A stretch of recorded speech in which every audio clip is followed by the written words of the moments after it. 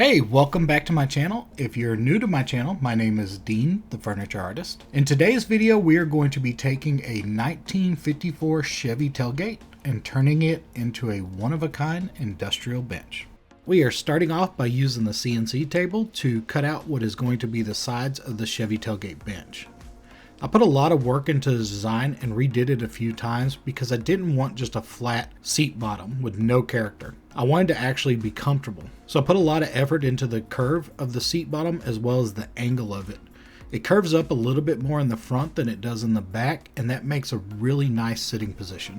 I also had a cool idea to make the armrest Chevy emblems. So I took my CNC, cut out a Chevy emblem out of steel, use that as a template to cut out the cedar. When I'm ready, I will weld those steel plates to where the armrests go, and then later on we will screw the cedar to the top of those. Now here's a pretty cool trick. If you've been following my channel for a while, you know I usually use an airbrush or paint techniques to get that rusted look. But this time we're doing something different. We're actually using coffee grounds to get that rusted texture. So we're just going to put the coffee grounds directly onto the metal, and then we're going to lightly dust it with some Rust-Oleum red primer. At first you want to keep the can pretty far back from the surface so it doesn't blow away all your coffee grinds. But then we want to go through and really lay the paint down heavy on top.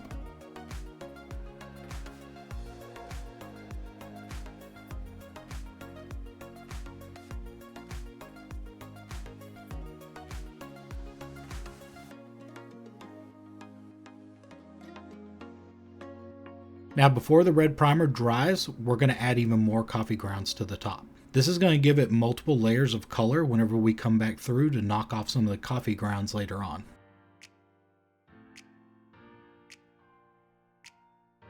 Now once the primer is completely dried, we're going to come back through with that army green right over the top. Once the army green has completely dried, we're going to go back through and start doing what we were talking about earlier. We're going to start scuffing it up, knocking the tops off of it. We don't want to scuff it up enough that it's completely smooth. We just want to knock the color off the top of the coffee grounds to show that red and black underneath.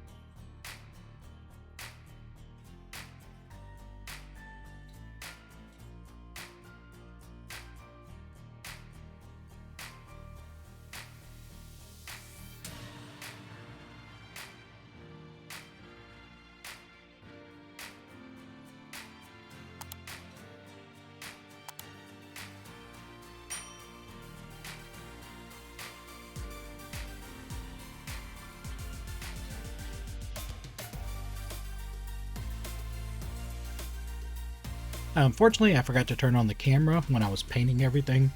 I just pretty much went through and dusted all the raw steel with black paint, kind of darkened it up a little bit, and now I'm going through with my grinder, just grinding some of that black paint off to give it some highlights. It's really going to add some depth and aging to the steel.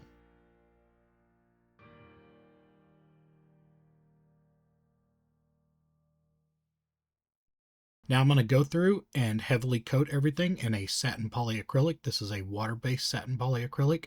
This is going to do a few things. It's going to protect it in case anybody wants to put it outdoors, as well as taking some of our distressing and rust that we did and really making it pop.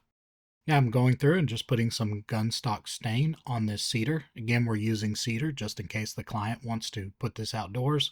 The cedar is going to hold up a lot better to weather and insects than, say, something like pine.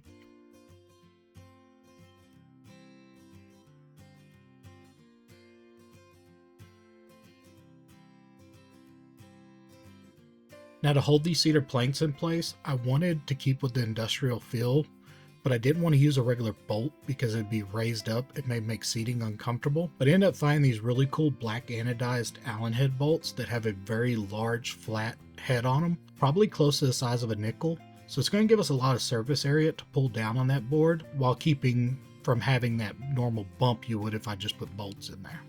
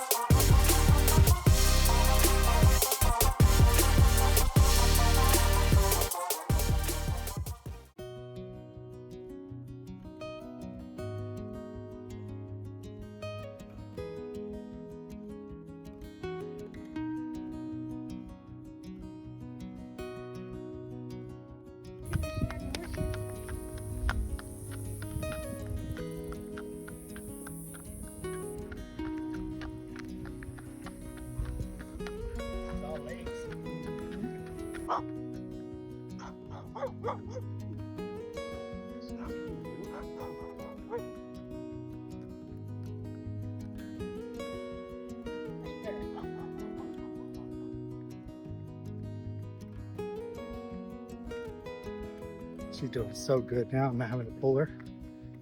She's staying right there where I want her to stay. She's doing so good.